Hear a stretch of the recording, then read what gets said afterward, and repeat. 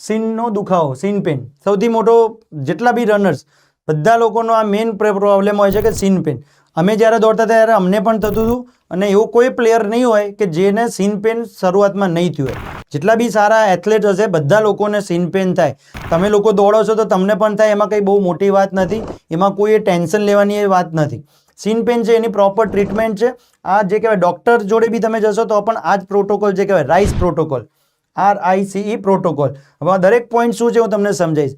ઘણા બધા વિદ્યાર્થીઓ અત્યારે ઓનલાઈન જોતા હશે, આ તે ગમે તે બધું અલગ અલગ સિમ્પલ અને શોર્ટ એને જે કહેવાય આઈસનો જે કહેવાય આઈસ, તમે જ્યારે ઘણા લોકો શું કરે છે એને ઘસે છે, બરાબર. જ્યારે તમને દુખે છે ત્યારે એને ઘસવાનો નહીં.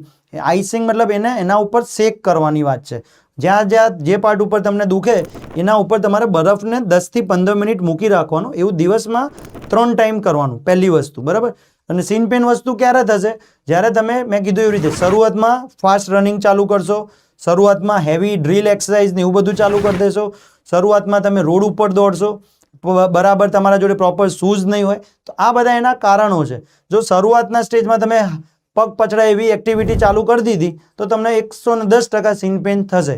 કારણ કે તમારા જે પગના નડાની આજુબાજુના જે મસલ્સ છે એ એટલા સ્ટ્રોંગ નથી, અને ઓબ્વિયસલી સ્ટ્રોંગ ના હોય, કારણ કે જે લોકો રનિંગ કરતા હશે તો રનિંગ કરી કરીને પગ સ્ટ્રોંગ થઈ ગયો તો એમને સીન પેનનો બી પ્રોબ્લેમ નહીં થાય. પણ સીન પેન કોને તરત થશે? કે જેને રનિંગ નથી કરેલું, જેના મસલ્સ વીક છે, અને વધારે પડતી એક્ટિવિટી જેમાં તમારા પગ પછડાયા હશે, રોડ ઉપર રનિંગ કર્યું હશે, બધી અમુક ABC ડ્રીલ એક્સરસાઇઝ ને બધું સ્ટાર્ટિંગ ફેઝથી તમે બધું કૂદવાનું ને એવું ચાલુ કરી દીધું હશે તો 110% તમને સીન પેન થશે.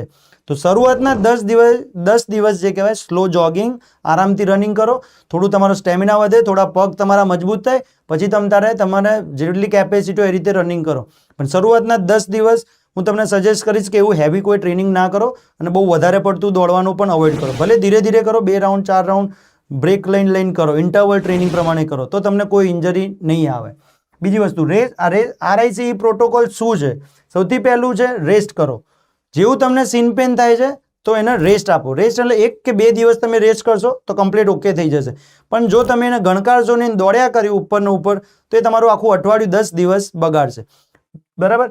સેકન્ડ, પહેલા રેસ્ટ એટલે આરામ કર્યો, એના પછી બીજો ઓપ્શન આવે છે આઈસિંગ.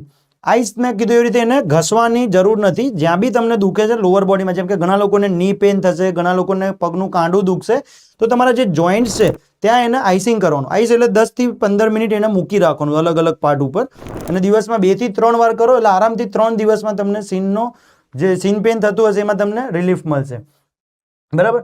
કોમ્પ્રેન્શન, બરાબર.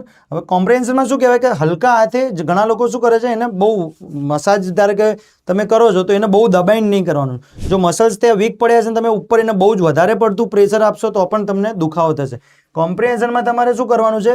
જેમ ગરમ પાટો, ત્યાં આગળ થોડું એને ગરમાવો રહે એના માટે તમે ની માટેને બેન્ડ્સ જે આવે છે એ તમે એને પહેરી શકો છો, બરાબર. કોમ્પ્રેન્શનના મતલબમાં એના થોડું હુંફાળું રહે, થોડું ગરમાવો રહે એ રીતે રાખવાનું છે. ચોથો પોઈન્ટ છે એલિવેશન. એલિવેશનનો મતલબ શું છે? કે આપણી જે કમર છે, અમુક વસ્તુ કેવું, જેમ કે આપણા મસલ્સમાં પેન થાય, બરાબર, તો ત્યાં આપણે બ્લડ સર્ક્યુલેશન સારી રીતે થતું હોય, તો જે પાર્ટમાં બ્લડ સર્ક્યુલેશન સારું થાય તમારું, ત્યાં તમને ફાસ્ટ રિકવરી થશે. કેમ કે સીન બોન છે ત્યાં દુખે તો ત્યાં એટલું બ્લડ ફ્લો નથી હોતો આપણો, એના લીધે તમને તરત મતલબ જલ્દીથી મટતું નથી હોતું. તો એલિવેશનનો મતલબ શું છે? જ્યારે તમને સીન પેનનો પ્રોબ્લેમ થાય ત્યારે તમે જ્યારે સૂઈ જાઓ છો, આપણી કમર જે કહેવાય ત્યાંથી પગને થોડા ઊંચા રાખીને સૂવાનું છે. ખ્યાલ આવ્યો દરેક જણ? બેડ ઉપર તમે જ્યારે સૂવો છો તો 1 કે 2 તકિયા રાખી દેવાના, જેનો મતલબ કે આપણી કમર છે, કમરથી ઊંચા મતલબ છાતીથી ઉપરની બાજુ સ્લાઇડ તમારા પગ રહેવા જોઈએ, જેના લીધે શું થશે કે જે બ્લડ ફ્લો છે બધો પાછો રિટર્ન આવશે, અને ત્યાં આગળ બ્લડ સર્ક્યુલેશન તમારું સારું થશે, એના લીધે તમને રિકવરી પ્રોસેસ બી ફાસ્ટ થશે. તો સીન પેનની સૌથી ટોપમાં ટોપ તમને ટિપ્સ મેં આપી છે, બરાબર. આના સિવાય બીજું કોઈ ઓપ્શન નથી. પછી આનાથી વધારે જો તમને આટલું કરવાથી જો નથી મટતું, બરાબર, તો એનો મતલબ છે કે તમને સ્ટ્રેસ ફ્રેક્ચર થઈ ગયું છે. સ્ટ્રેસ ફ્રેક્ચર કેવું થાય? ત્યારે તમારે ડૉક્ટર જોડે જવું પડશે, ત્યાં એક્સરે પડાવવો પડશે, અને એની સાથે તમારે કેલ્શિયમની એની ટેબ્લેટ્સ, અને આજે મેં 3 દિવસનો રેસ્ટ કહું છું એની જગ્યાએ તમારે 10 થી 12 દિવસનો રેસ્ટ લેવો પડશે.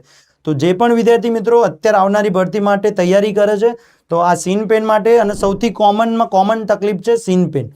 કોઈ પણ ગ્રાઉન્ડમાં તૈયારી કરતા હશે 100 માંથી 90 છોકરાનો આ માઇન્ડમાં ક્વેશ્ચન હશે કે સાહેબ સીન પેન માટેની ટ્રીટમેન્ટ, તો આ એકદમ પરફેક્ટ ટ્રીટમેન્ટ આપી છે, બરાબર.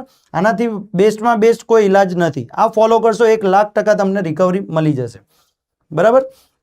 આ ટોપિક હતો સીન પેનને રિલેટેડ. આ જે પાર્ટ કહેવાય સીનનો, અહીંયા આગળ મોટા ભાગે બધાને દુખે છે. આ ટચ કરશો તો પણ તમને દુખ્યું હશે, જે પાર્ટ દુખે ત્યાં તમે આમ દબાવશો તો એ તમને દુખશે, બરાબર. એટલે એને ઓવર ટ્રેનિંગ થશે તો મેં કીધું એવી રીતે તમને સ્ટ્રેસ ફ્રેક્ચર, ઓવરલોડ થઈ જશે તો સ્ટ્રેસ ફ્રેક્ચર થશે, એટલે તમારા મિનિમમ 12 થી 15 દિવસ તમારા બગડશે. તો શરૂઆતના સ્ટેજમાં સીન પેન સ્ટાર્ટ થાય છે તો આ પ્રોટોકોલ ફોલો કરો અને એને ટ્રીટમેન્ટ જે સમજાવ્યું એ રીતે એક્સરસાઇઝ ના કરો. અને એની ઘણી એક્સરસાઇઝ બી છે, ટો વોકિંગ છે, હિલ વોકિંગ છે, તો એના લીધે શું થશે, તમારા આજુબાજુના મસલ્સ પણ સ્ટ્રોંગ થઈ જશે.